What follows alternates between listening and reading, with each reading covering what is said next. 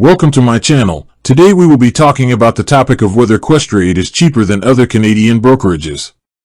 When it comes to fees, Questrade is generally considered a low-cost option, especially when compared to the big banks like TD Direct Investing or BMO InvestorLine. The main reason for this is their commission-free ETF purchases and low-cost stock trades.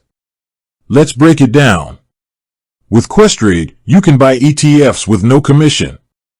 This is a significant advantage for long-term investors who want to dollar-cost average into a portfolio of ETFs. While some other brokerages, like Wealthsimple Trade and National Bank Direct Brokerage, also offer commission-free trading for stocks and ETFs, Questrade's fee structure is often more competitive for active traders and those who trade a wider variety of securities.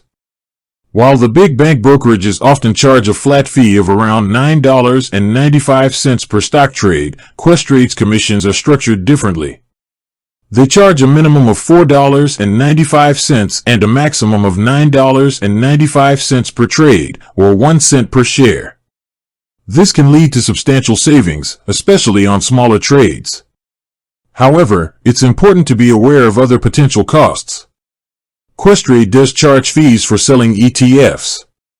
You might also encounter what are called ECN fees on certain trades, which are small fees charged by exchanges. While these are usually very low, they are something to keep in mind.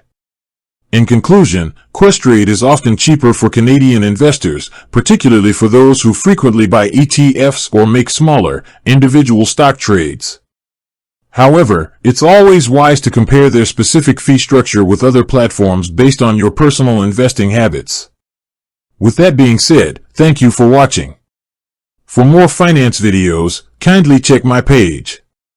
Please like, share, comment, and subscribe to my channel. Thank you.